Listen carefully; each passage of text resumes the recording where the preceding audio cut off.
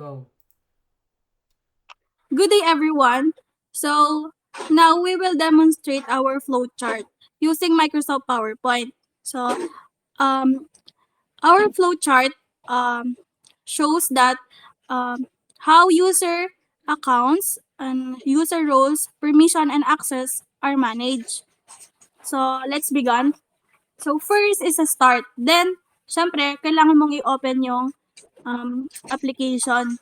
Then, dito naman sa login and register is need mo, si Jenard na lang yung mag-explain. Then, dito naman sa account, uh, valid account, si Ashley na lang yung mag-explain habang dinedemo namin yung application. Then, dito, sa system administrator is si Christine May. Then, sa standard user naman is si Yap. Then, sa end is si Lady Lin. So, bago namin i-demonstrate to is magbibigay ako ng quick review is na ang system administration ay administrator, siya yung nagmamanage ng buong system. And then sa standard user naman is siya yung gumagamit ng application or ng system. So now let's start with the application. So Je?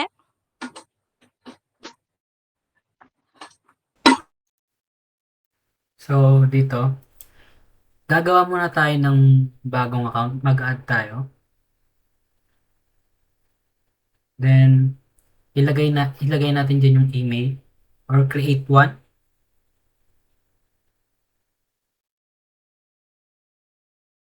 Tapos,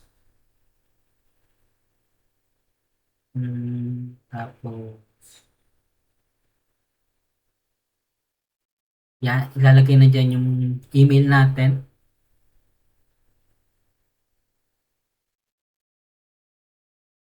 Si May de Guzman. Kulang ng 0.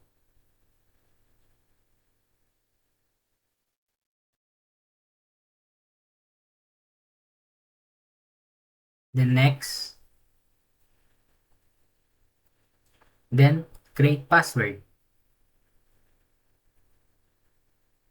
And next. Then, lagay mo yung birth date mo. 2020. Ay, next. Then, So, pagkatapos nyo ilagay yung information nyo is ilagay nyo yung email address nyo.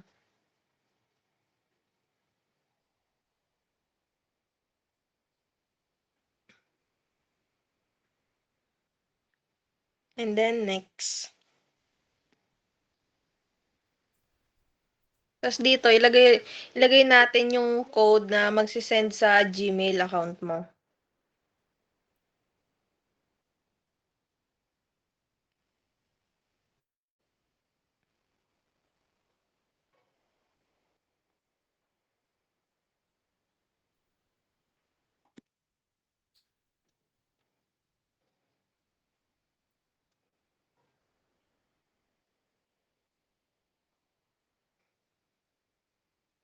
So, kapag ayaw, ibalik natin ulit yung email natin.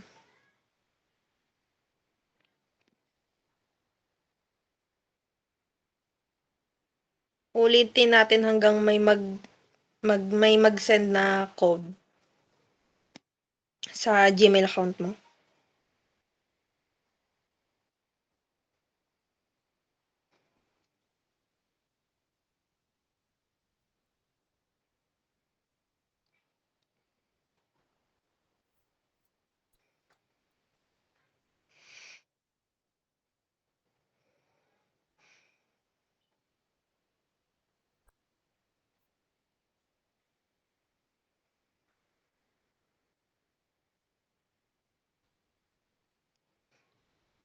So, pagkatapos nun, ini-next natin kapag nakita mo na yung code.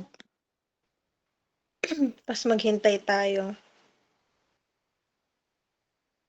And then, i-okay natin.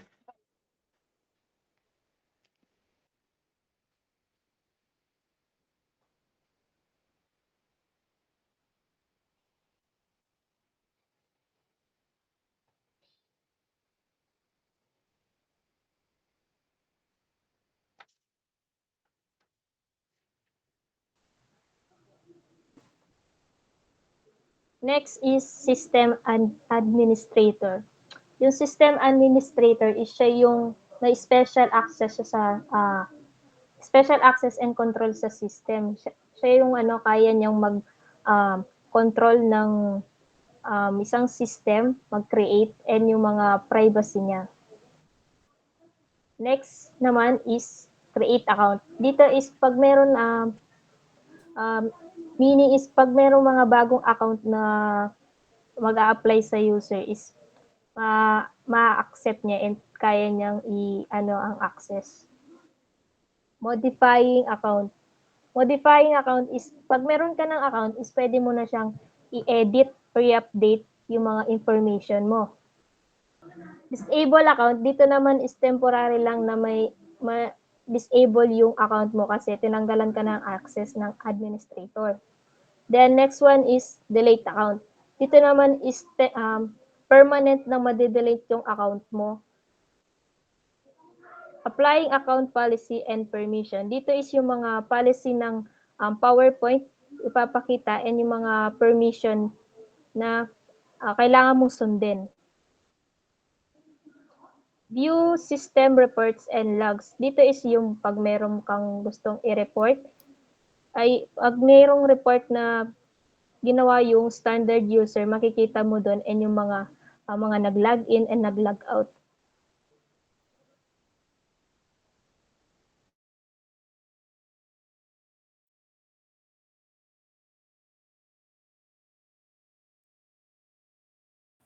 So next is standard user.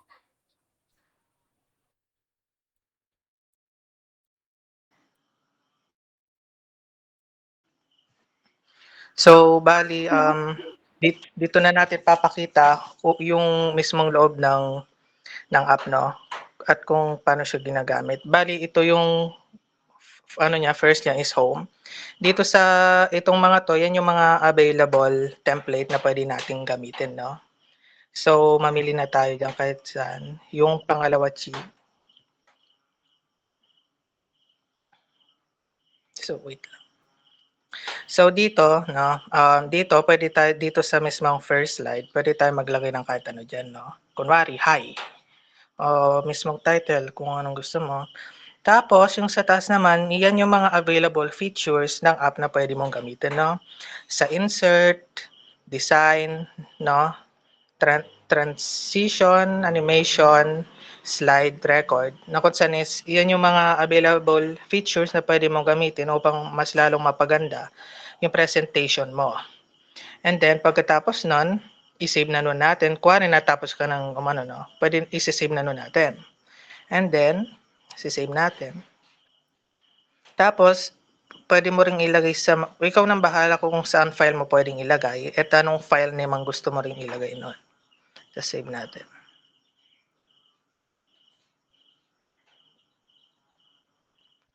Yan. Tapos nun, balik tayo dun sa mismong template. Tapos dito naman po sir, no, dahil nga po bago nga po siya, no. Yan lang po yung kauna-unahan na file. So dito po sa recent, diyan niyo po makikita yung mga recent file na nakita nyo ay mga ginamit nyo or ginawa niyo, and pwede nyo rin po siyang ipin doon po, diyan po sa star. Yan. Yun lang.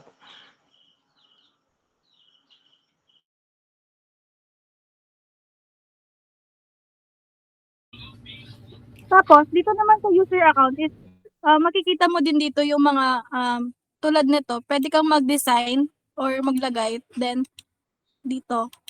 Yan, ganyan. Tapos, basta dito sa user account is pwede kang mag-info, save as, print, ganyan, share, import, ganyan.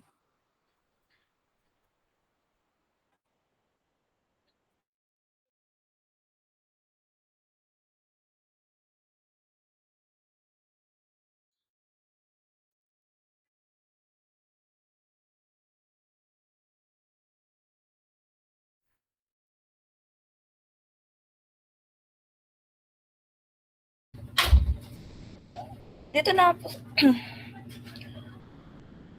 After completing the user activities, the user can access their account settings and then log out This brings us to the end of the hardboard flowcharts. User administration is important because it helps ensure that the right people have the right access and helps protect information from unauthorized access.